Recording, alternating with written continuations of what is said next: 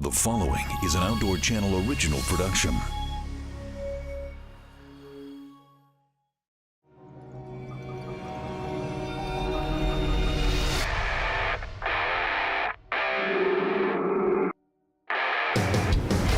I'm Robin Bird. I'm an ex-Navy deep-sea diver and a marine naturalist. I've spent years filming and observing sharks in the wild. And I'm Eli Martinez. I'm an expert on shark behavior. I'm on a mission to unravel the secret world of sharks and share what I've learned with you. We're going to challenge everything you think you know about sharks.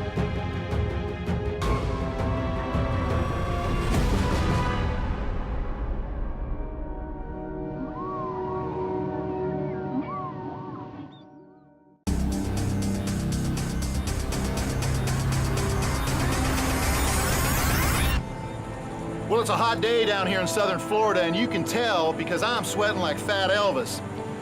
We're heading 6 miles offshore with Captain Randy Jordan of the Emerald and his crew in search of one of the most formidable pelagic sharks, the Dusky. Now, local divers have been reporting a number of Dusky sharks offshore, including a huge Dusky shark, possibly 14 feet long. Now, that Dusky shark is hanging off on the deep water ledge that's also home to a large number of aggressive bull sharks. This makes interacting with Dusky sharks a lot more intense. Both bulls and Duskies tend to hunt in packs, which makes them more bold and more prone to approach divers, especially spearfishers who might have a fish they're trying to boat. First, we need to locate that group of Duskies. We have a good idea of where they might be, but these are sharks. They're elusive, and they're also difficult to approach without food. Our first goal is to show you how they react to chum in the water, how that gets them going. And then we're gonna spear a fish right in their midst, and that's when it's gonna get crazy. But Robin, our main goal is to try to find that monster Dusky shark. I've never seen a Dusky that big, and I really hope we get to see that animal. Dusky sharks are impressive. They average 8 feet in length, but can reach lengths of up to 14 feet and weigh over 700 pounds. This is a slender shark, and young Duskies are often confused with silky sharks because they're often seen together. Duskies are long-lived sharks. They can live up to 50 years, and they don't reach sexual maturity till about 20 years of age. That's a big problem for this shark. They estimate that in the Gulf of Mexico and on the coast of Florida, Dusky populations are down about 15 to 20% of what they were in the 1970s, and this is due strictly to commercial overfishing. So what does a big bad shark like a Dusky eat? Well, they eat a variety of fish. They eat a lot of sharks. They also eat stingrays. They eat sea turtles, octopus, and you can also find them occasionally feeding on whale carcasses. The Dusky shark is not known to be aggressive towards divers. However, this is the only shark that has ever chased me out of the water. So jumping in today, I definitely respect this shark, and I'm gonna be watching not only myself, but everybody else in the water with me. It's a beautiful shark, but I don't trust it. So Randy, there's a lot of controversy about people misidentifying Duskies with silky sharks, especially when they're 5, 6 feet long. Some people are pretty good at it. I've heard some biologists have a rough time with it. So how do you differentiate a Dusky? How do you know that's a Dusky shark when you come up on it? Oh, it's easy, man. Attitude. You come up on a silky, they're sweet. They come around, you can pass them a little piece of bait at a time, a little piece of chum. They're real happy. They get in a line, they're really polite. The Dusky just comes right up, trashes everything, takes what it wants, leaves you, and says, hey, I'm a Dusky. That's what we do, you know? So you can tell pretty quick by their attitude. So it's all about attitude with the Dusky shark. But you'll see attitude for sure. So we're about 3 miles from the first drop where we think the Dusky sharks are gonna be found. And Eli, our first goal really is just to find Dusky sharks. They're not that common. How are we gonna do that? Well, what we're gonna do is we're gonna use fish and chum to attract the sharks. Duskies by nature are really shy, so unless we have something to entice them, they're not gonna wanna come in. And we're going to an area where spear fishermen see them all the time. So that's the first place we're gonna go look, and we'll see how it goes. Great, well, our next goal after that is to see how they react to that chum that's in the water. And as we see how worked up they're getting with that chum, we're gonna let either Randy or John Dickinson shoot a fish right in the middle of that pack. And how out of hand do you think that can get? it can get pretty out of hand. I mean, these sharks are very confident, they're very bold, and if we spear a fish, they're gonna wanna try to grab that fish, and it gets extremely competitive. They're probably not gonna be alone. There might be some bull sharks in the mix, there might be some silkies, so it can be very competitive, and it can get really out of hand really fast.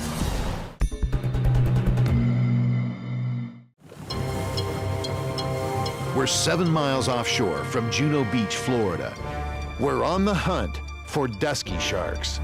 Our team is gearing up for our first dive. Everybody in your gear. Here, it's over 150 feet deep. And this is where you begin to find dusky sharks. A large, very bold predator of open water. Our first challenge is to find the pack of duskies recently reported by spearfishers, to see how they react to chum and us. So I want to show you a little addition I made on my camera. The most dangerous shark is the one that's behind you. The one in front of you, you can deal with, but the one you can't see behind you, that's a dangerous shark. I actually put a rear view mirror on my underwater camera system. So hopefully, I'll see the sneaky one coming up behind me. Yeah, he put a rear view mirror on his camera so he can see where he's going when he's backing up, getting away from him. So I can see the look on my own face. We take our time gearing up for the first dive, double checking our equipment. Randy Jordan is putting us right on the spot where packs of big dusky sharks have been harassing spearfishers. But will they show up today? Our driver Colin sets us up. The current's pushing these, right? And we enter the warm, clear water.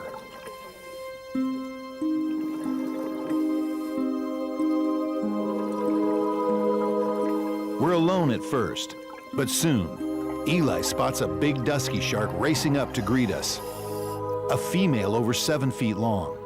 She's a beautiful shark, and she's tracking the scent from the chum box.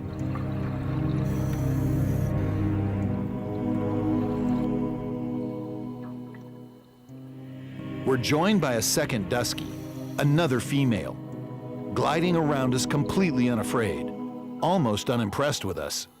She's seen humans before.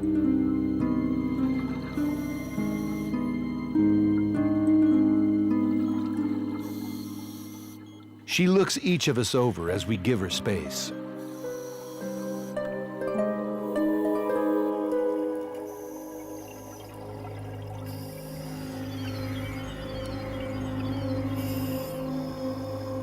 We haven't really begun to chum yet, but the chum box is already spreading an invisible scent trail for hundreds of yards, attracting even more duskies. And these big sharks mean business. They sense something is up, and they're waiting for an opportunity.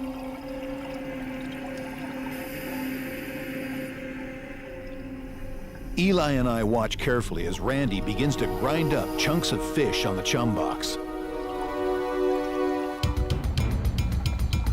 And we can see the dusky sharks react.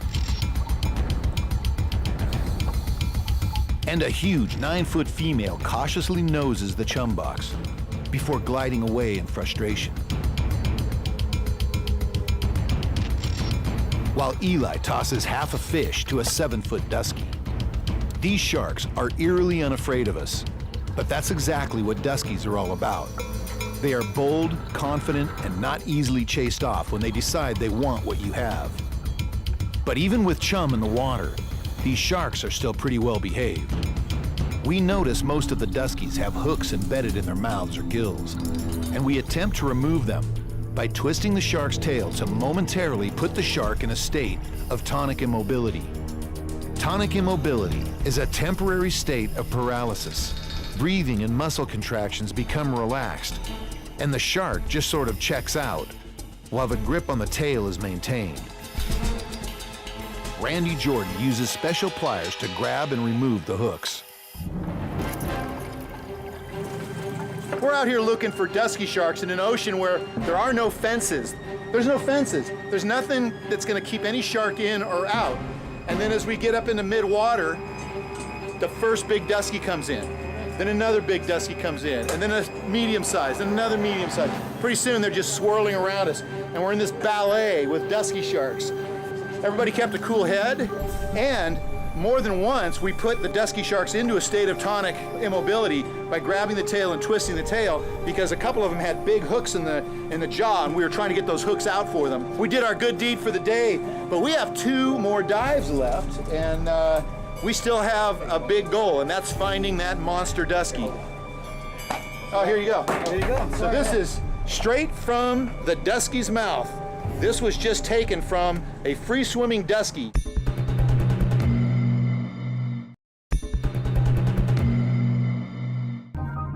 Seven miles off the southeast Florida coast, our crew and dive team have located a pack of large dusky sharks and gauged their reaction to chum. The sharks were bold and so far well behaved. Now we're going to crank it up to 11. John Dickinson and Randy Jordan will each try and spear a fish in the middle of the pack of duskies. The sharks are only interested in the fish, but this is still very dangerous. Duskies are big and fast, and they can easily make a mistake. And still out there, a gigantic dusky shark named Shaka, so large that it's been mistaken for a great white. Can we locate that shark and bring it in close? You know, like most people, the first time I saw a dusky, I didn't know what I was getting into, so I was naturally afraid. People are afraid of what they don't know. And I had heard so many stories about how aggressive they can be, and sure enough, man, I shot a fish, and a dusky came over and just slammed it, ate the fish, tore up my spear gun, and just left me just in a state of awe.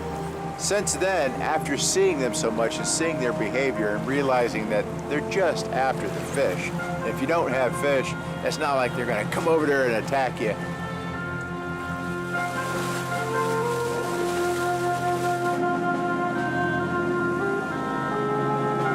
As we approach the GPS location of our next dive spot, we begin gearing up, but no one is talking. We all know when a fish is speared in this pack of sharks, it will probably get crazy and dangerous. I'm good to go, guys. All right, set them up. Let's do it.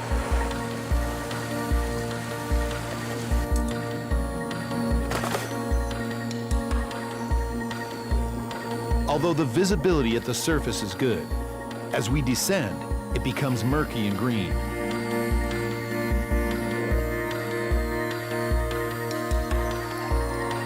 Randy wastes no time spreading out a trail of chum, while Eli and I watch and wait for the first shark to show up.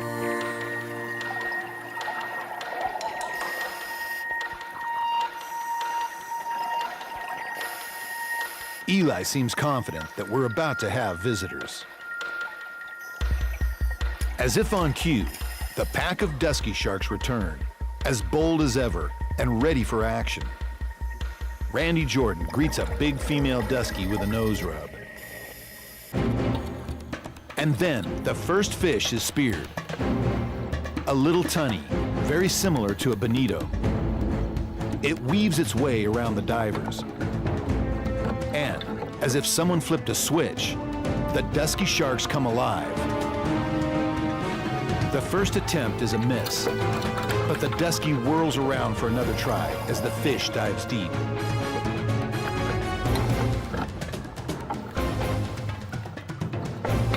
Randy grabs the shaft, trying to control the fish, as a big female dusky charges in to claim the prize. Another dusky roars into the scene to claim any remaining chunks.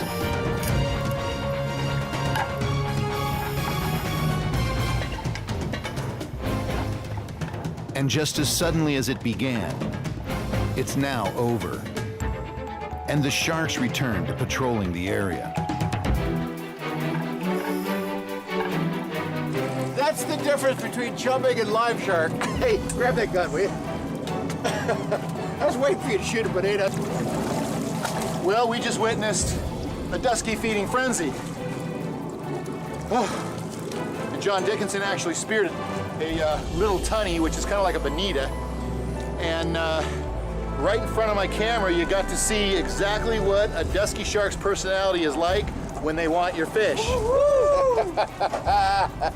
That was awesome.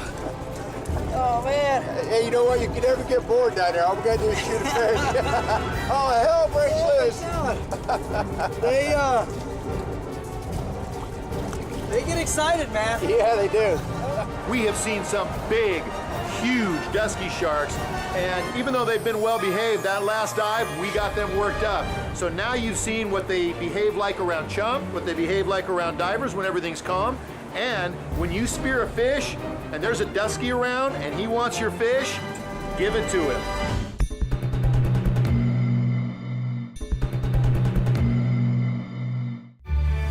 Seven miles offshore from Juno Beach, Florida, we're on the hunt for dusky sharks, a big predator that prowls outer coastal waters in the open sea. We've observed their behavior when chum is in the water, and we almost induced a full-blown feeding frenzy by spearing a fish while surrounded by a pack of dusky sharks. We have only one goal remaining, an encounter with Shaka, a monster 14-foot dusky shark recently seen in these waters. I've personally seen that 14-foot dusky right here at this location. That is one impressive shark. In fact, the first time I saw it, I thought it was a great white. It took a double take to realize it was the biggest dusky I've ever seen. Randy Jordan prepares a special box of chum. We have one more dive to find the monster dusky shark, so quality matters.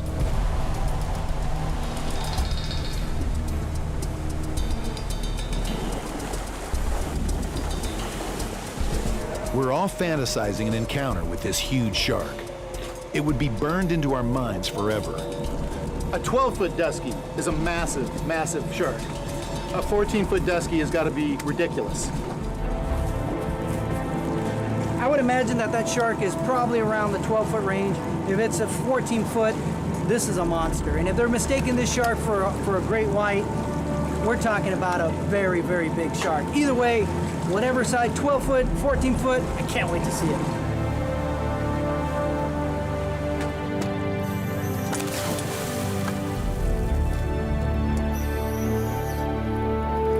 Randy wastes no time in creating a thick rain of chum, and dusky sharks begin showing up. These sharks are all 7 to 9 feet, and some of them must weigh over 300 pounds. But we're looking for a shark that's 12 to 14 feet and in the 700-pound class.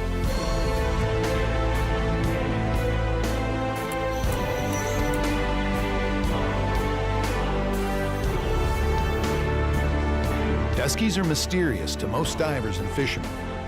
They're rarely seen and identified, which seems odd for such a large and noble predator of the open ocean. They are powerful, cautious, intelligent sharks, and we're all thrilled to have encountered so many large duskies.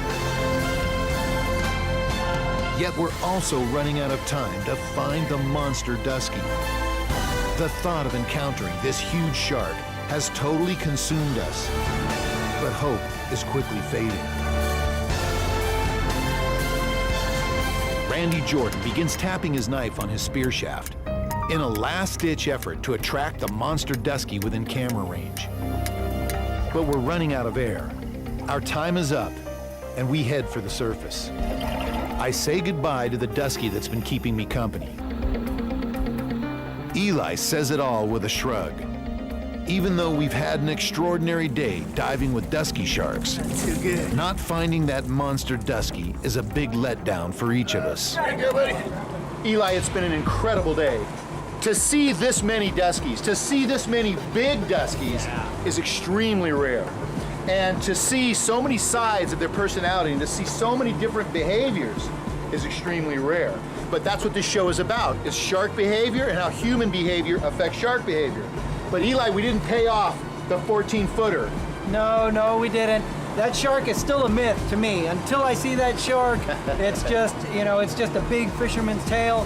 However, it's really exciting to see all these other duskies out here because there's a lot of big sharks. And if you've got these big sharks here, chances of a 14-foot shark living in this area or migrating through the area is Goes up. possible. Even though we didn't encounter it today, John Dickinson, one of our crew members, has seen it twice and has got great video of it. So we're going to show you what a 14-foot dusky shark actually looks like, and you can draw your own conclusions. A few things are clear in this video. This is a huge shark, over 12 feet long. It's probably a dusky. And it appears to be a female, which makes sense because female duskies grow much larger than males. And like most big sharks, she's very shy. This is a big ocean, and monster sharks do exist, but they're seldom seen. The reason they survive long enough to reach such a massive size is because they are extremely wary individuals. Our group may have just been too much for the monster dusky, but she's still out here, and we'll be back. And we'll see you next week on Blue Water Savages. This is one of the most dangerous sharks in the world. Yet few humans will ever encounter this super predator in the wild. Because the oceanic white-tipped shark is a creature of the open ocean. Behind me is Cat Island in the Bahamas. It's way out here in the Atlantic Ocean. Just a few miles offshore, it drops down thousands of feet deep, and that is the perfect place to find the oceanic white-tipped shark, one of the most dangerous predators of the open sea. This is a rare opportunity to observe the behavior of the oceanic white-tipped shark. They spend their entire lives on the open sea, so not much is known about them. But they have a gruesome reputation. They're probably responsible for countless deaths of shipwreck survivors during the First and Second World Wars. But you can't blame a shark for being a shark. Eli and I want to understand more about this supreme predator of blue water. It's early morning, and we're heading a few miles offshore from Cat Island, where the oceanic white-tipped sharks have recently been spotted. So Eli, let's talk about how these oceanic white-tipped sharks were first discovered here off Cat Island in the Bahamas. And it's only been a few years since they were discovered, and it was by the big game fishermen, is that correct? Yeah, the fishermen were coming out here, they'd hook up on a marlin, they'd be pulling it in, they'd start backing down their motors, and then boom, 3 oceanics would show up. And they've been complaining about this for years, about these sharks coming in and stealing their catches. And that's how we found out about it, because fishermen love to tell stories. Somebody's got a marlin on, and to help that guy out, they start backing the boat down, take a little bit of the pressure off the guy that's got the marlin hooked up, and after a while, the oceanic white-tipped sharks, that was a dinner bell to them. So as soon as they hear that boat backing down, backing down, backing down, they know they've got something on and they come. Yeah, I mean, they're really smart animals, and they picked up on those cues, and exactly, it was a dinner bell for them. They just show up when they hear those sounds. Yeah, well, good thing for us, because we're going to hopefully find them just that same way. We're going to actually use the boat like a dinner bell. We're going to back the boat down a few times to see if the oceanic white-tips show up. The oceanic white-tip is a stocky, powerful shark. They can reach lengths of 13 feet and weigh up to 370 pounds. They are big sharks, and they command your respect. The oceanic white-tipped shark is the 4th most dangerous shark to humans, behind the great white, the tiger shark, and the bull shark. But keep in mind, those numbers are based on known fatalities, documented cases. There are countless undocumented fatalities by oceanic white-tipped sharks during the First and Second World War. If you are a sailor, a Marine, or an airman, and you were unlucky enough to have your ship sunk out from underneath you or your plane shot down, and you found yourself treading water in tropical or subtropical waters, and one of these guys showed up, or even worse, a number of them showed up, that would be your worst nightmare. What fascinates me about the oceanic white-tip is, yes, they are stunningly beautiful animals, but they are also fearless predators. They're not shy. They'll come right up to divers and they want to bump you. But you can't let them bump you because that's part of their way of testing you, and you need to let them know that you're a formidable predator as well. One of the most vivid memories I have about the oceanic white-tipped shark was reading a story by Jacques Cousteau when I was 9 or 10 years old. They were way offshore, and an oceanic white-tip showed up. They got in the water and were filming it. The shark seemed completely relaxed. It had no aggression whatsoever. So they kept following it, and pretty soon they realized the shark had led them way away from their boat. The boat couldn't even see them to pick them up again. The next thing they knew, the atmosphere changed entirely, and that shark became very aggressive.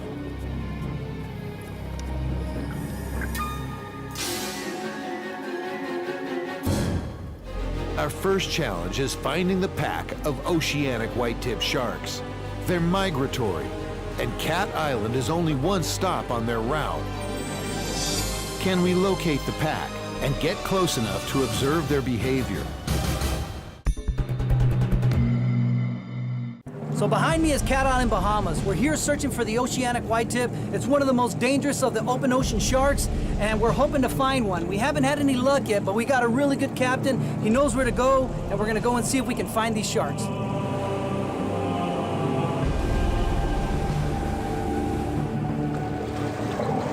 You notice how we're backing the boat up? This is part of how we're attracting the oceanics to the boat.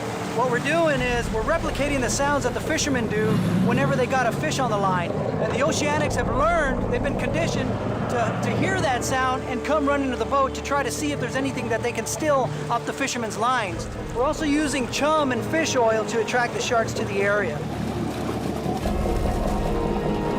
So far we haven't seen any sharks, but this is a process. It takes time. I mean, these are pelagic sharks. They're world travelers. They don't just hang around a certain area. You know, and the reason they come here is they migrate through the area, you know, because this is part of a path where they come in to find prey, to find game. And so now it's just waiting and waiting and waiting and watching water and waiting for the sharks to show up. But that's what you do when you come out here. So with the hope of seeing our first shark, we keep the chum slick going. And finally, the first oceanic white-tip shark shows up, followed immediately by another.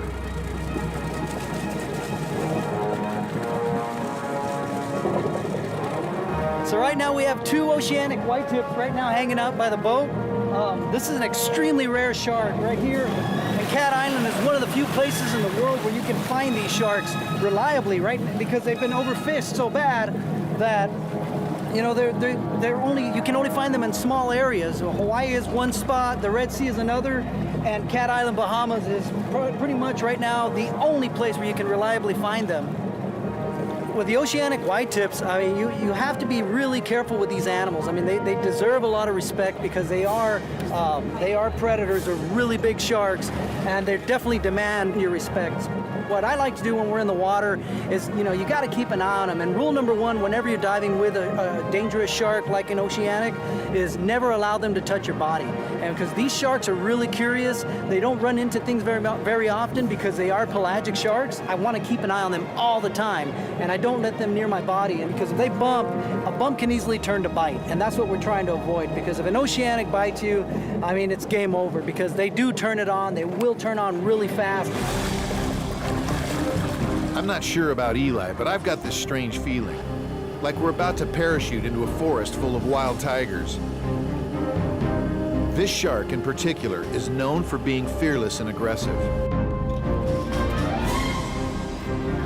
Chances are we'll be dealing with a number of them, but this is the reason we came to this remote island.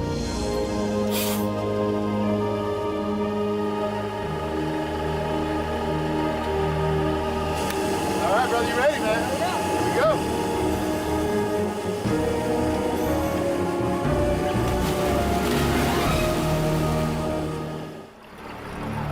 We're greeted immediately by the biggest shark, a 10-footer that calmly looks us over.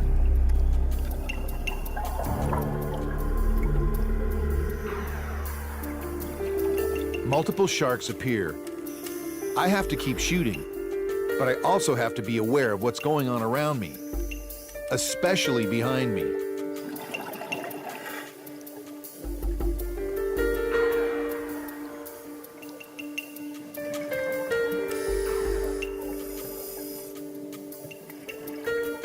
Eli remains perfectly calm and never sees the white-tip sneaking up behind him.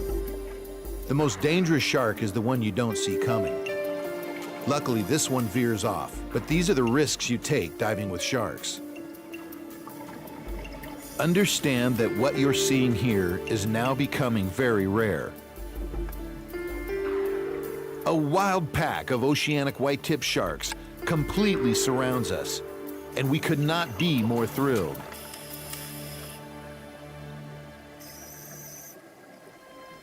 More oceanic whitetips are showing up. Eli signals. He now counts a total of 6 sharks. Many of the whitetips have escorts, like this rainbow runner that knows exactly where to stay to avoid being eaten, and to take advantage of any scraps when the shark feeds. Eli decides to shake things up a bit and rattles the box of fish chunks. The reaction is immediate. 2 sharks become agitated. Yet they still seem more curious than aggressive.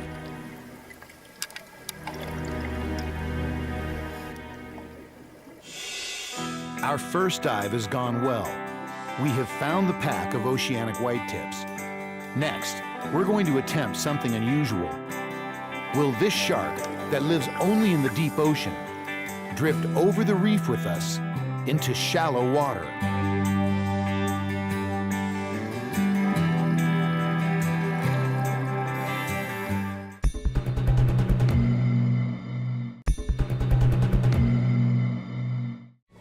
We're just a few miles offshore from Cat Island in the Bahamas. We've come to this remote location to find one of the rarest and most dangerous predators of the open sea, the oceanic white-tip shark. So far, they've proved more curious than menacing, but we're fully aware of how quickly that can change. We're getting ready to try our first experiment.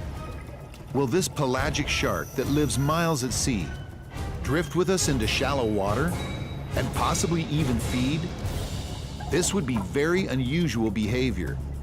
First thing we're gonna do is we're gonna get in the water, we're gonna get them used to us being around, and hopefully we're gonna be able to do something different with them, which is actually bring them down to the sand and try feed off of the sand. And since these are open ocean pelagic sharks, we're not really sure how they're gonna like it or even if they're gonna like it at all. Normally, once we get close to the shallow water, oceanics tend to take off. They prefer the open ocean. They're not really comfortable around the reef and the sand, but we're gonna see if we can try to get one down.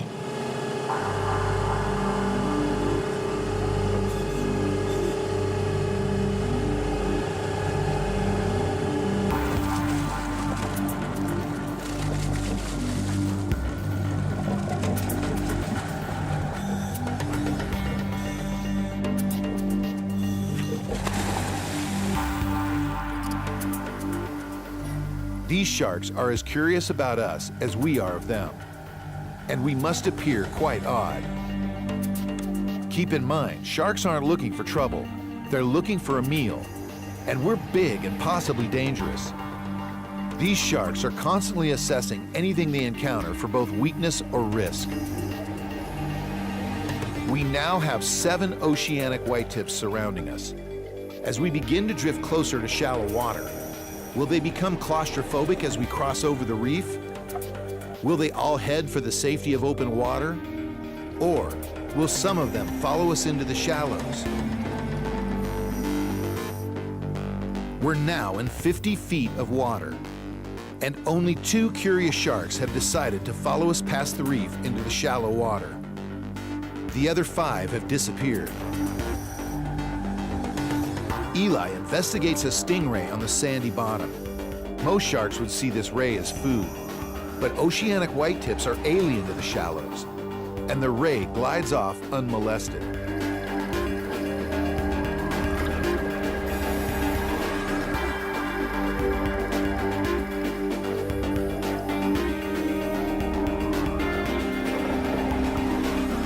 One of the sharks begins to feed.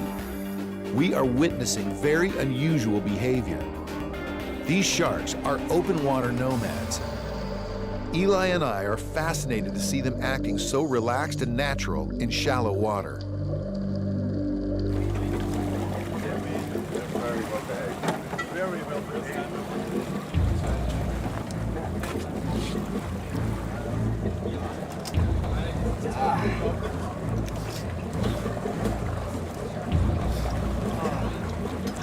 That was awesome, man.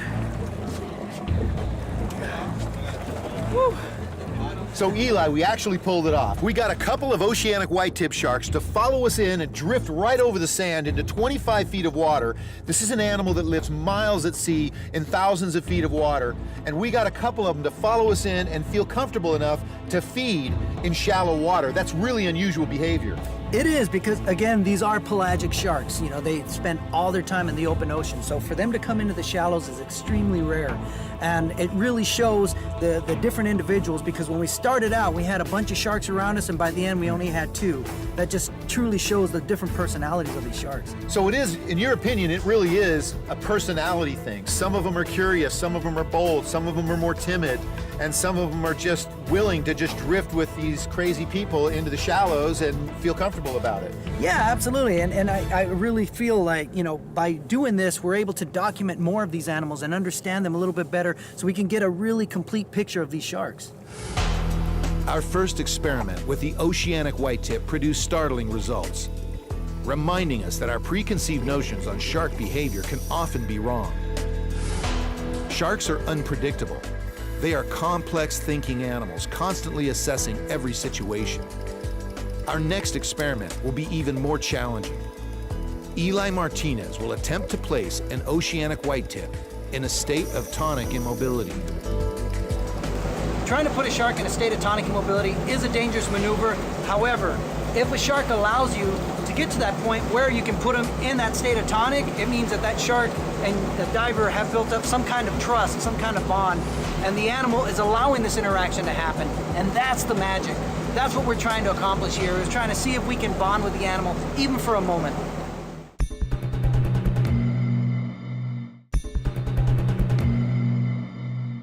So throughout the show, you've heard us mention the terms tonic and tonic immobility.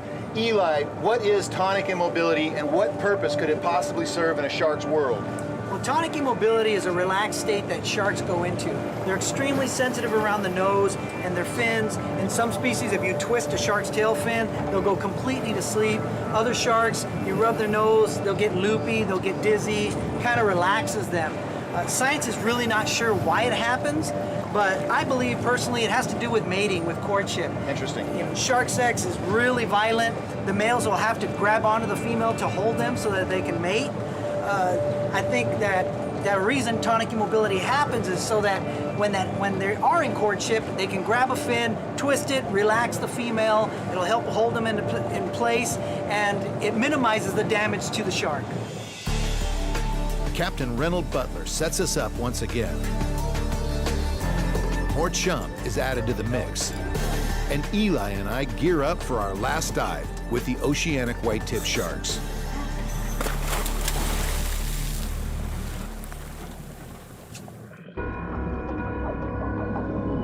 We're greeted at the surface by a pack of oceanic white-tips, and at first they seem even more bold than the last dive.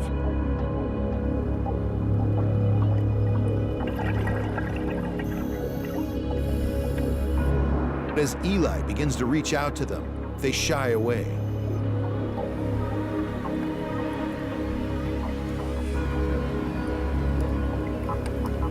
To place one of these sharks in tonic immobility, Eli will have to get a solid grip on the snout. But they seem to sense he is up to something and keep their distance.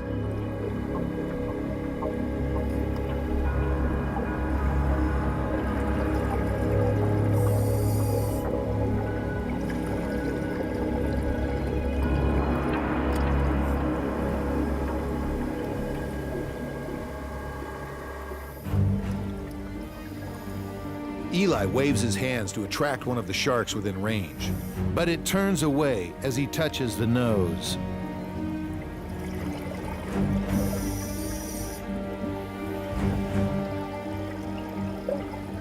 Another approaches and gives Eli the same response. Given enough time, Eli would probably win the trust of these sharks to pull this off. But we are running low on air, and our dive is almost over. Yet this experiment has been a success. This was still fascinating behavior. These sharks displayed caution mixed with curiosity. They are not killing machines, but top-level predators who survive by constantly weighing danger and opportunity.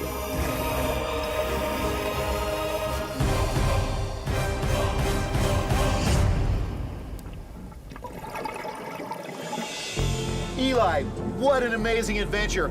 We got to swim with one of the greatest and one of the rarest open ocean predators, the oceanic white-tip shark. And we got to observe some very unique behavior, maybe even be undocumented. But we did not succeed in putting one into tonic immobility. Robin, it boils down to trust. These sharks don't know me very well. I haven't spent a lot of time with them, so it's really difficult to get them to come in close and want to interact. Just boils down to time in the water.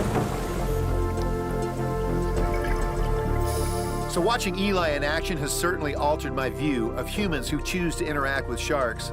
But I'm still a hard-boiled realist. I don't think there's anything fuzzy or soft about these animals, and they're certainly not going to let us get away with letting our guard down around them. But Eli has shown me a fascinating side of these animals that biologists will probably never see because they're looking at them differently.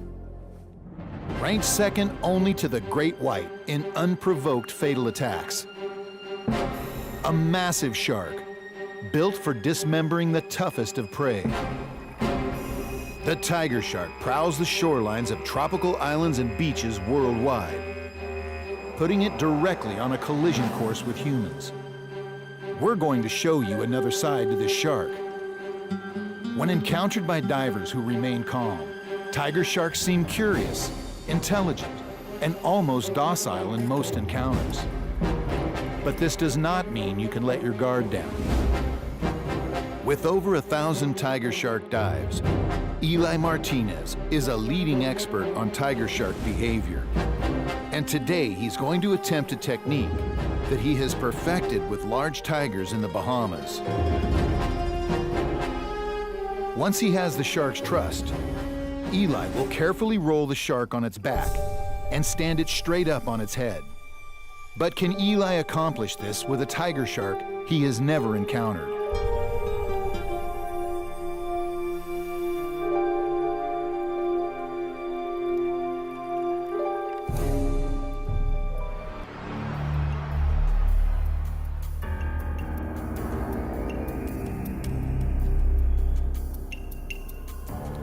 We're about ready to head 5 miles off Jupiter Inlet, Florida. Today, we're on the hunt for tiger sharks. It's rare to find tiger sharks in these waters, but our guide, Randy Jordan, knows exactly where to go.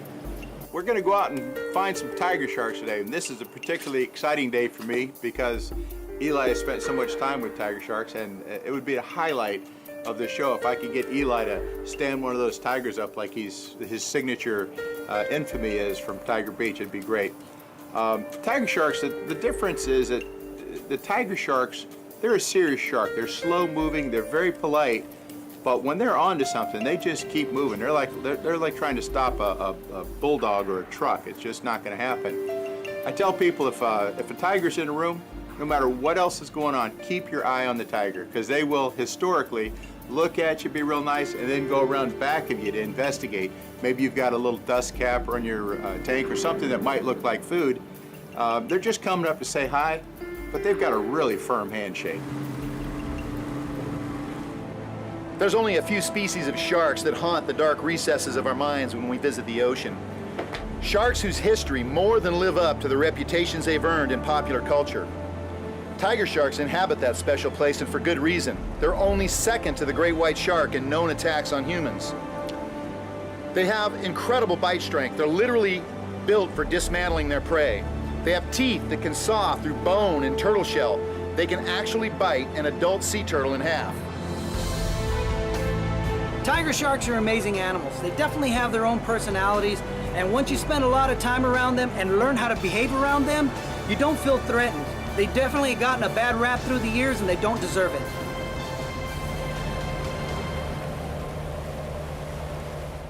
Tiger sharks over 14 feet long and over 1,400 pounds are pretty rare. The Guinness Book of World Records has one listed at 18 feet long and over 3,000 pounds. The widest point of a tiger shark's body is the hinge at the jaws. That's a pretty interesting fact.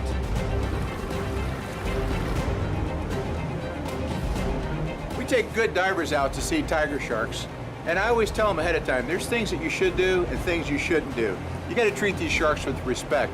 If one gets too close to you, it's okay to touch it, but you shouldn't be an aggressive touch. That would be followed by an aggressive move, so you don't want to do that. Sharks typically eat in contrast. We don't think that that they see color, but anything that's in contrast. For instance, I wear black gloves so they don't think that my hand is a chunk of food, or you wouldn't want to wear a white bonnet on your head, things like that. As we clear the mouth of the inlet and head for open water, Eli and I only have one thing on our minds: tiger sharks.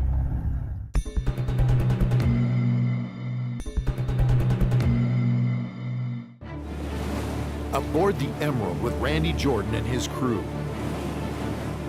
We're headed 4 miles offshore from Jupiter, Florida. And we're about to dive a wreck in 100 feet of water that attracts a variety of large predatory sharks, hoping to encounter a super predator that is usually considered very rare in Florida waters, the tiger shark. And with over 1,000 tiger shark dives, no one knows tigers better than Eli Martinez. Our goal today is to find the tiger sharks and then see if Eli can gain enough trust with these Florida tigers to try his signature move of rolling the tiger shark onto its back and then standing it straight up. The Emerald is making good time, and our team is already mentally preparing for the first dive. All right, well, we're about 4 miles off Jupiter, Florida. We're about to drop in for our first tiger shark dive. Eli, do you think you're gonna run into any of those sharks from the Bahamas? Are you gonna see anybody you know here? Oh man, I hope so. I mean, you know, it's a long ways from here, but you never know, because these sharks, they do travel. So these sharks actually know where they're going. They're not just wandering around, right? No, definitely not. They do know where they go, and this is all part of their DNA. It's, you know, passed down from one shark to another, and they know that the best feeding spots or the best breeding spots, and they return to those spots year after year after year. So absolutely, they know where they go. Now, do you predominantly see female tiger sharks out here or male tiger sharks, or is it a mix? I've done over 1,000 tiger dives, and I've never seen a male tiger shark. Wow, 1,000 and you've never seen a male. Never seen a male. Why that is, I don't know. Other species of sharks, I've seen male, female great hammerheads, lemon sharks, male, female, reef Interesting. sharks, but tigers, never. Interesting. We're now hovering over the wreck. It's time to suit up and get wet.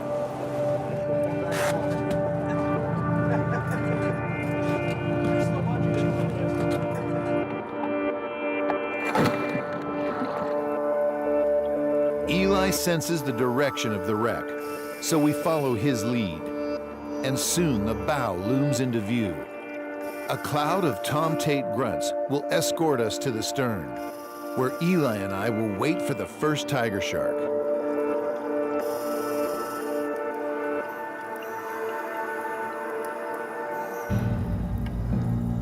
A few minutes later, a 10-foot female tiger shark begins to investigate the commotion. We drop to the sand to get closer.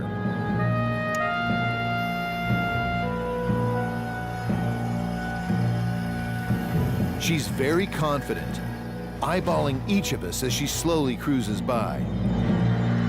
This is a very powerful predator, and my senses are on full alert. But she seems mostly curious and not threatening.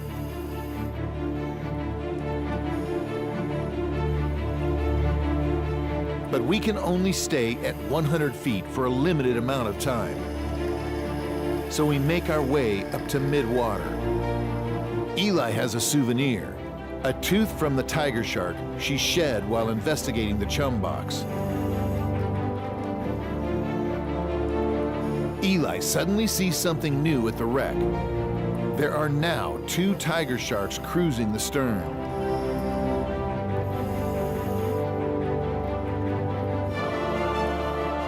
The 10-foot tiger shark greets us in mid-water as if to say, "Hey, where are you going?" The first dive has been a huge success. Eli's goal of getting this shark to roll over looks attainable. but it will take more time.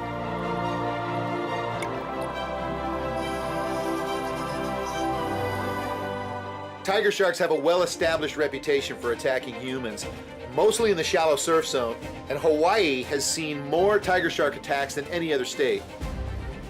Randy, is there something different about divers? Because it seems like there's a low incidence of divers being attacked by tiger sharks. Is it because we're wearing a mask and there's direct eye contact, where we appear bigger with fins, or do we appear to be something completely different, maybe something that they're unused to seeing? Well, I think tiger sharks are smart, and I think what happens is that of the attacks that happen, it's just confusion. It's usually snorkelers or people on the surface, and maybe they run into a school of bait and the tiger is after the school of bait and accidentally hits a human being. We're not on their menu. Tiger sharks are rare in Florida waters, yet we have just encountered a magnificent 10-foot female with quite a personality, curious to the point of being nosy.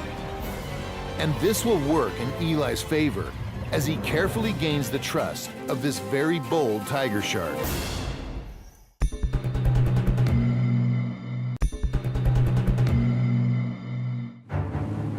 Four miles off Jupiter Inlet in southern Florida, our team is on the hunt for tiger sharks. Captain Randy Jordan of the Emerald is our guide.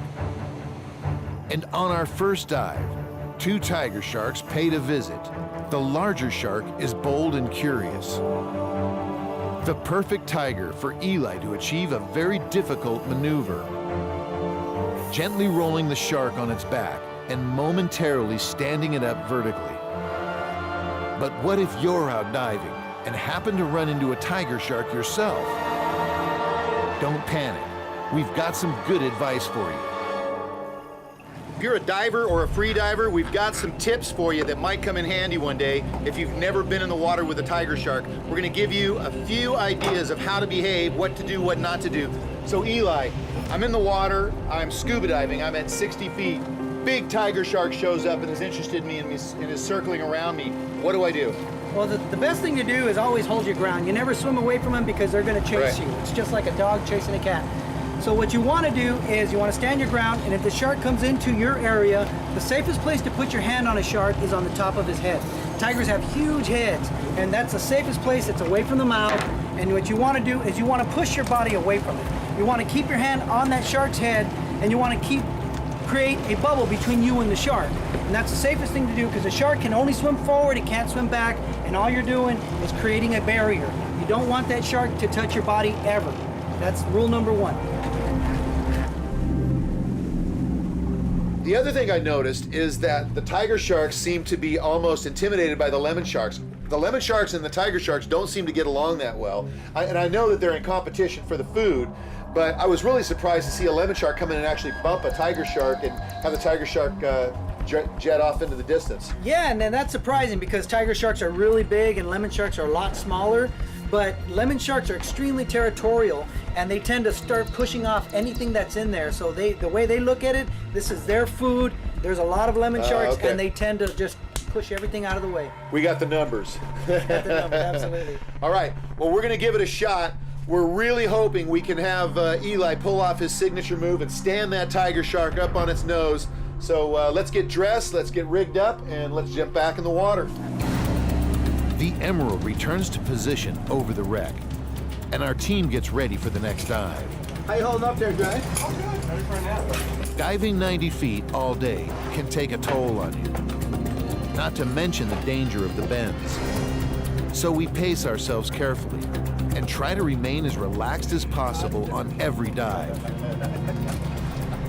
All right, here we go.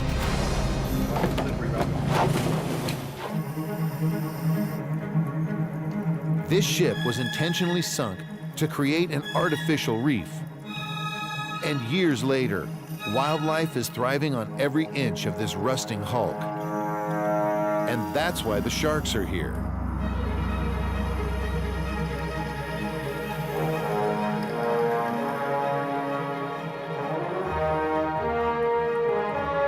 Our tiger shark is back. She seems almost glad to see us, and I'm beginning to warm up to her. But if this shark decided she wanted you, almost nothing would stop her.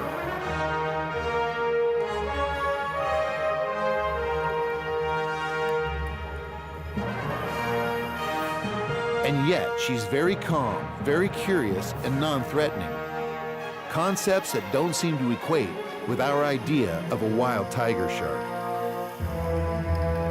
Eli gradually begins to win the tiger shark's trust. But she already knows Randy Jordan, and Randy greets her with a playful head rub, his way of saying hello to this shark that he's encountered many times in recent months.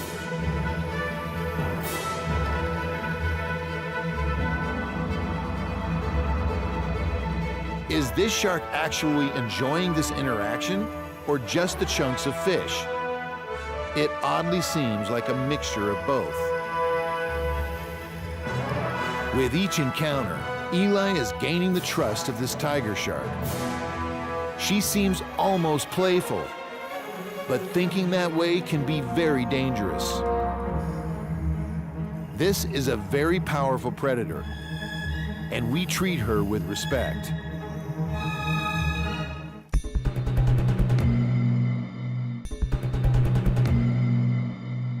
We're about 4 miles off of Jupiter, Florida. We're on the hunt for tiger sharks. We've been dropping down 90 feet onto this wreck, and so far today we've had some magnificent encounters with some pretty impressive tiger sharks. But one thing that's been very elusive, we haven't been able to pull off, and we still want to give it a try, is can Eli do his signature move and stand one of these big tiger sharks straight up vertical on its nose? What are the chances we're going to do that? Because I haven't seen any of these sharks really want much to do with you in terms of interaction. Yeah, no, they're really shy. By nature, tiger sharks are ambush predators, so they tend to stay away, and they don't like to be seen. So trying to get them in, that's why we bring in the bait, so that we can lure one in. If I can get one of those sharks into my hands, I got a really good shot of doing it. Absolutely.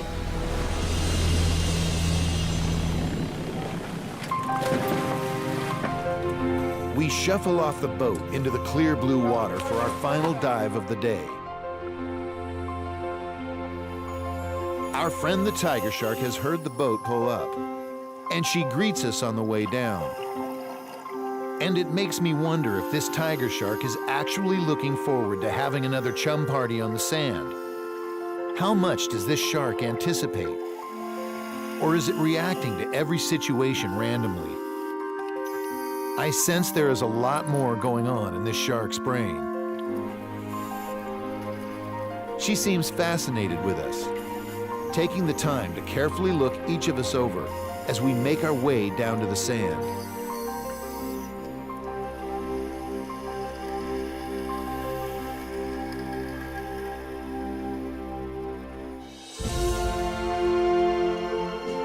Eli has now established a level of trust with this shark.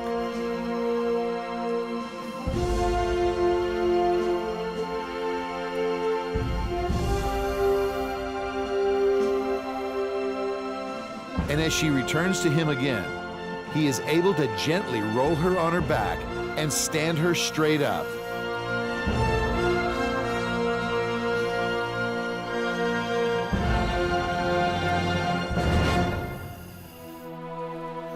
Eli is overjoyed. For him, winning over a tiger shark is as close to nirvana as it gets. From another angle, you can see the tiger shark temporarily go into a mild state of tonic immobility, sort of a trance, before snapping out of it and swimming off. This will be a day Eli will not soon forget. Eli, you finally pulled it off. Amazing, amazing. We're 90 feet on the bottom. Lemon sharks everywhere, tiger sharks swirling around us. A big tiger comes in, Eli gets it to calm down, rolls it over, stands it on its head in his signature move. This is Eli's signature move, by the way. Now, why would that tiger shark allow you to actually do that to it in the first place? Well, this is something that is really unique to tiger sharks. I haven't really seen this with any other species of shark. They like to roll, they like to go, they stand on their heads. Not really sure why, might be hunting, might be whatever it is that it is for a tiger. But what I do is when I get them in my hand, I put them in, it's semi-tonic. It's not true tonic immobility, but they get really relaxed, almost fall asleep in my hand, and then I can roll them or I can make them go vertical. Not really sure why, but I love doing it. Well, I tell you what, it's hard to tell sometimes how long a tiger shark is, but when you roll one over and stand it up on its head and you look up and you say, wow, that's a big shark, man. That's a really cool move.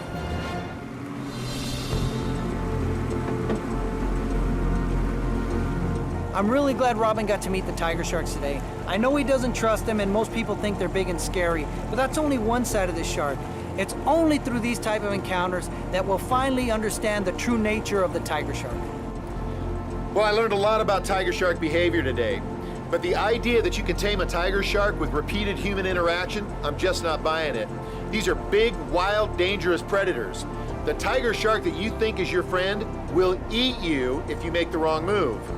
Having said that, if you're a diver and you're out in open water and you encounter a big tiger shark, if you keep your cool and you make all the right moves, chances are they're going to circle you a couple times and then take off. How you react will have a big effect on the outcome. A big coastal shark, known for having a vicious temper if caught or harassed. Yet also known as one of the most docile and gentle sharks if treated with respect. The lemon shark is a very social and intelligent predator. Each spring, they congregate in the deep water off Jupiter, Florida. And this is the perfect opportunity to explore the difference in personality and temperament between male and female lemon sharks. Our biggest challenge today may just be the weather. We're getting a late start. It's about 9:30 in the morning, but it's been pouring rain all morning. It's still, as you can see, overcast skies here, heavy overcast in Jupiter, Florida. We're heading out of Jupiter Inlet to find lemon sharks today. We have been weathered for 4 days. We have been stuck here. It's been a high pressure system offshore, was creating 6 to 8 foot, 9 foot seas out there, driving rain. So we've basically been holed up in our hotel rooms for that entire time. It's broke, the high pressure system moved onshore, and the seas are calming. It's still 3 to 5 foot out there. We're gonna be diving today 100 feet plus on nitrox to find lemon sharks. So it's game on. Let's get on the boat.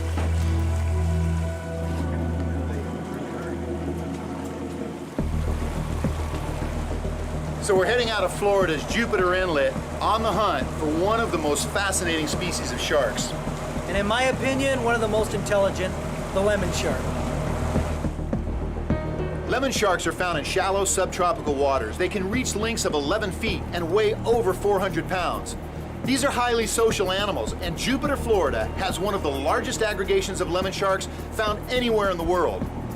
They have a reputation among fishermen as a shark with a vicious temper. But I'm here to show you another side of these animals. I've been working with these sharks for over 10 years, and if treated with respect, these sharks can be docile, and in fact, sometimes seeking out human interaction. What I'm gonna show you today is going to blow your mind. Today we're going to get right in the middle of a group of strictly male and then a group of strictly female lemon sharks to see the differences in their behavior. But Robin, we're not just here to find them. How receptive will the males be to my approach? How receptive will the females be? That's what we're going to find out. The lemon shark aggregations here in Jupiter, Florida are really impressive, but I've heard one crazy story after another about how vicious-tempered this shark can be. I've heard they'll even seek revenge. If you're messing around with a shark and you let it go, it'll either bite you or bite anybody else nearby. Robin, these are extremely intelligent sharks, and lemon sharks do understand if you're messing with them, and if you are, watch out. But at the same time, they're also smart enough to know when you're not messing with them, and then they can be extremely docile. Guys, we're almost to the inlet. When we get there, it's going to get really rough. So let's hang on, make sure your gear's bunged in, and get ready for the ride.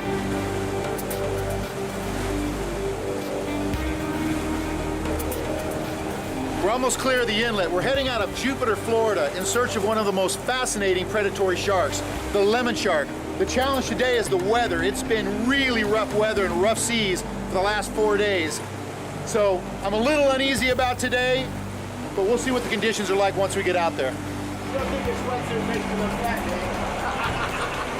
It's a good thing Randy has a sense of humor, because today he'll need it. We're getting hammered with 5 to 8 foot seas. But Randy also knows exactly where to find male lemon sharks for our first goal. To see how receptive they are to interaction and physical touch.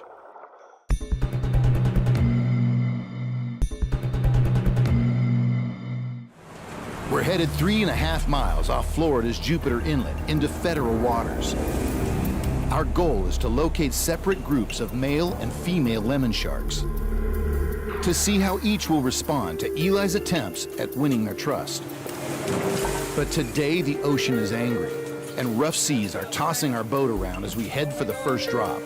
While the rest of us cling to the handrails, Captain Randy Jordan secures the gear on the stern, and we push on. Eli knows lemon sharks, and he's shared some remarkable stories and video with me. His encounters with lemons have led him to believe they're highly intelligent sharks, and even enjoy human affection. So I know the lemon shark is capable of inflicting severe damage on someone that's dumb enough to harass one.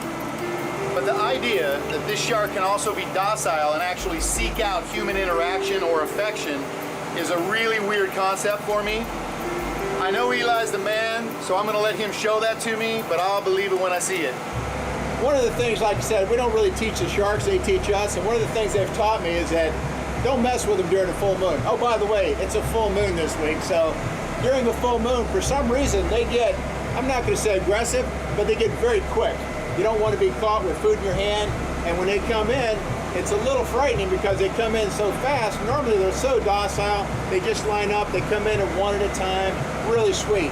During a full moon, 4 or 5 of them come in at one time, and it's pretty exciting. All right, we're headed over to a little spot I call Lemon Drop. We're gonna be thinking lemon sharks. This spot usually holds all males. This is one of those locations where it's a guys only kind of a thing. We're gonna drop down into about 90 feet of water. We're roughly about 3.5 nautical miles from shore out in federal waters, and we're just gonna see what's there. Looking forward to working with Eli and learn a few new things about our resident sharks. Joining us as safety diver is a veteran of many shark encounters. John Dickinson will be watching our backs as we pay attention to the sharks in front of the camera. Captain Randy Jordan stuffs the chum box with fresh chunks of fish. As fascinating as we may be to them, without the chum box, the sharks would quickly lose interest in us.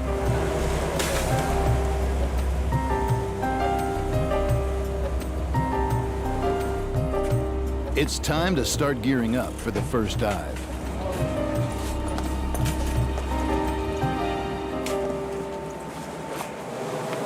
They were saying 3 to 5 foot seas. Easy 3 to 5 foot seas today. We're getting tossed around like crazy. This is not fun. But it beats sitting in a hotel room for 4 days. We're almost over the first spot, where only male lemon sharks are usually found. All right, guys, we're gonna jump in. We're gonna go down to the bottom about 90 feet. We're gonna swim north with the current. No, don't overexert. We're gonna swim north and just a little bit east till I find a nice spot where we're out of the current, out of the blowout. Then we'll set up for the sharks and see what we can find. So let's go ahead and get ready. 90 feet below us, the water is calm, and we look forward to getting off this pitching deck and joining the lemon sharks.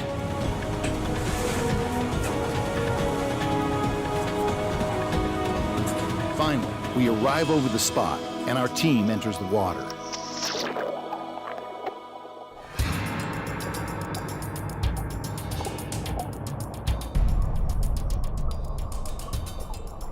Eli takes a moment to enjoy the tranquility as he descends to 90 feet, where he's greeted by a Goliath grouper.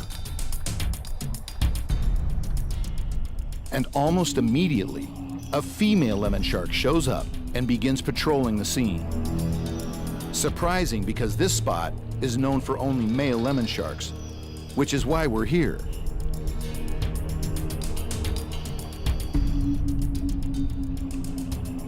It's obvious the Goliath grouper is going to compete with this shark for anything we might be handing out. This party is just getting started.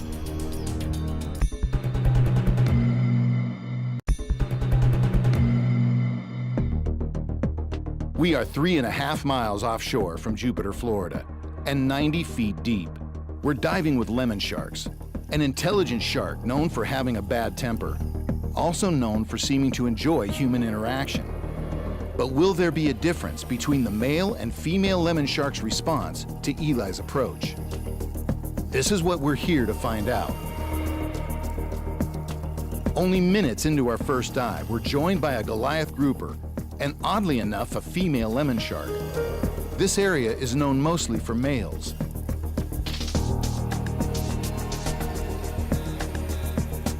Goliath groupers are really good at throwing their weight around. But this big female lemon shark is not going to be intimidated very easily. She seems completely relaxed around us, and Eli is able to gently hold her by the nose, his way of saying hello. This female lemon shark is very bold and almost friendly, but we need to find male lemon sharks on this dive. So we leave the bottom and begin drifting with the current in mid-water, about 50 feet below the surface.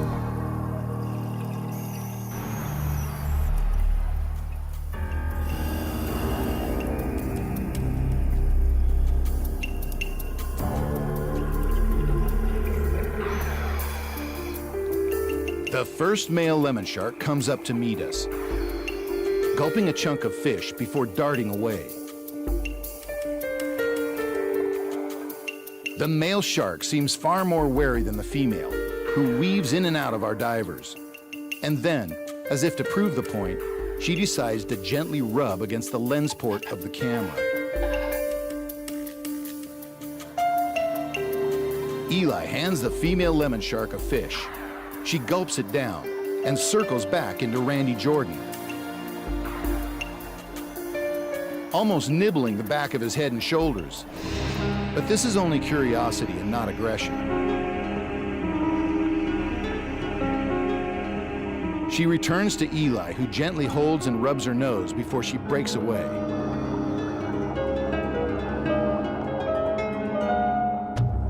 The male lemon sharks have now become more relaxed, and both Eli and Randy are beginning to interact with them. Suddenly, out of the blue haze, a gorgeous young female tiger shark swings in for a visit. She's literally perfect and totally calm as she comes in for a closer look at Eli. But we're out of chum and low on gas, and it's time to end this dive. Amazing first dive. What was that? 2 male lemon sharks, 1 female lemon shark. So the theory about them being completely separate communities didn't hold up on this dive. No. Also, Eli, I noticed that the males actually allowed you to interact with them quite a bit. A little bit, yeah. They were coming in, which was really exciting for me, especially since I don't really know these sharks. Yeah. But, Randy's obviously, he's conditioned them quite a bit, as far as working with them a lot. So when I came in, they weren't as shy as I was thinking they were going to be, so it's pretty exciting. It's only the first dive, so I can't wait to see what the rest of the dives do. Okay, there are a few exciting moments down there, let me tell you. I turned around just in time to see one of the lemon sharks nibble the back of your head. I mean, it was like... He was just after the bubbles. Sometimes when you exhale, the bubbles pass back there. I think he was a little bit confused. Think he was a little confused? Totally confused. Yeah. Really, there was a lot of scent in the water, and I think the lemon shark was just trying to find his way. I really don't believe at all there was any kind of aggressive. I was just thinking he was a little confusing. It wasn't like kisses. He wasn't giving you kisses on the back. Maybe. Okay. I don't know. Was it a male or a female? I don't know. So the next exciting thing that happened. We're down to about 600, 700 PSI. We're getting towards the end of the dive, probably only 10 feet from the surface. Eli looks at me and goes, like that, and I was like, oh, something else is showing up. I turn around, about an 8-foot tiger shark swings in to play with us. It was amazing. Yeah, Eli was at home. I think that one came right over from his area. He swam right up to him, so that was really cool. Yeah, they're really a lot prettier when they're smaller. They got the stripes. But the one thing that I was happy to see was that Goliath grouper that came up, because I know Eli loved those, and it's like a big puppy dog for him. Yeah, so the Goliath grouper was glad to see that. It was an amazing. It was like a big Saint Bernard. It was a really great first dive. I mean, as far as we got a bunch of sharks in there. A tiger shark was a really nice surprise. Sure. It was kind of like just coming home, and Sure. I'm just really excited about what the rest of this adventure is.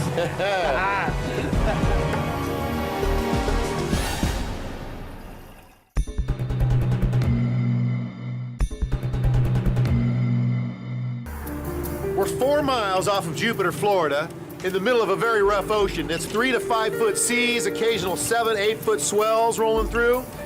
The wind is blowing like crazy. It is no fun being on the deck of this boat. We're here to interact with lemon sharks, and we're trying to see if there's a difference in the behavior between male lemon sharks and female lemon sharks in terms of the amount of human interaction they'll tolerate.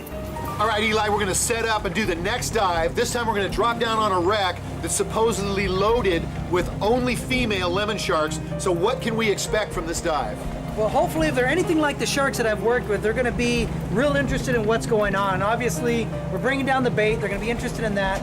But from my experience, female lemon sharks are a lot more interested in interacting with us. So I'm hoping that if they come in, they're gonna be a little playful, maybe come in over and over again doing the same things. All right. And maybe I can find an individual that's gonna wanna really, really get involved with what we got going on.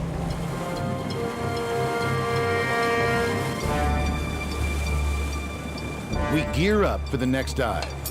A large wreck in 90 feet of water, where groups of female lemon sharks can be found.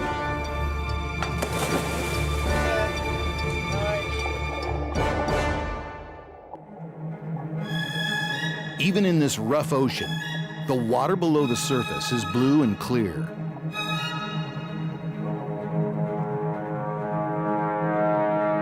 Randy Jordan decides to bring a nice big fish head to the party.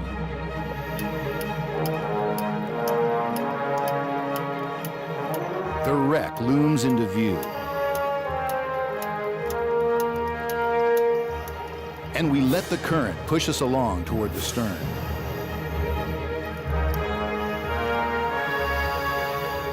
Randy signals for us to come down to the sand at 90 feet, where a number of female lemon sharks are beginning to congregate.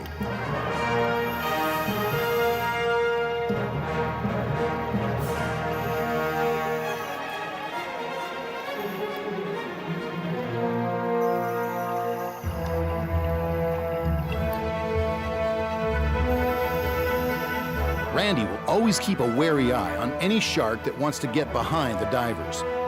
So he guides this lemon shark back to the front yard.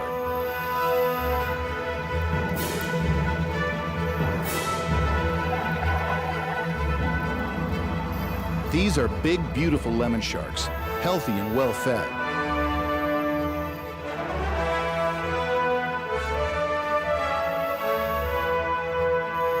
A nurse shark that seems to be blind in one eye wants in on the action, but Eli gently guides her away.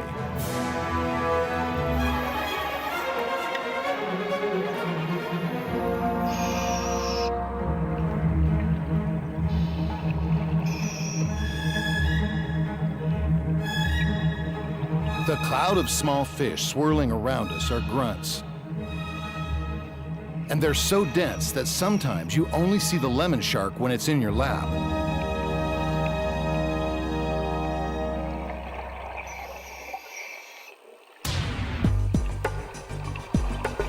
Soon, the lemon sharks are swarming our divers, and Eli is busy keeping the sharks moving.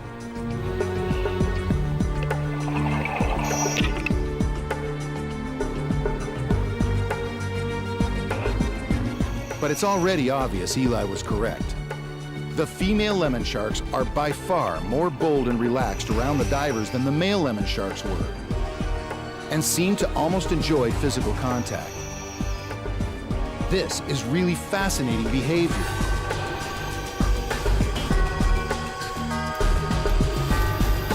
We can only stay at 90 feet for a limited amount of time, so we leave the bottom and head for the surface.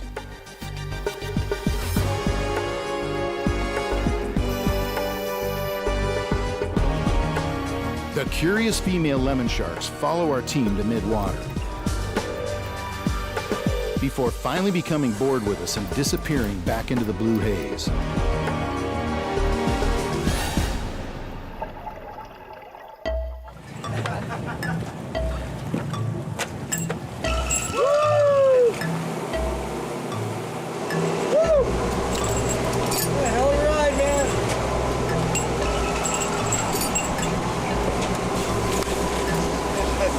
Fantastic.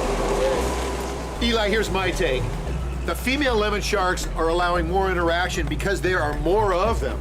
They are in competition with each other.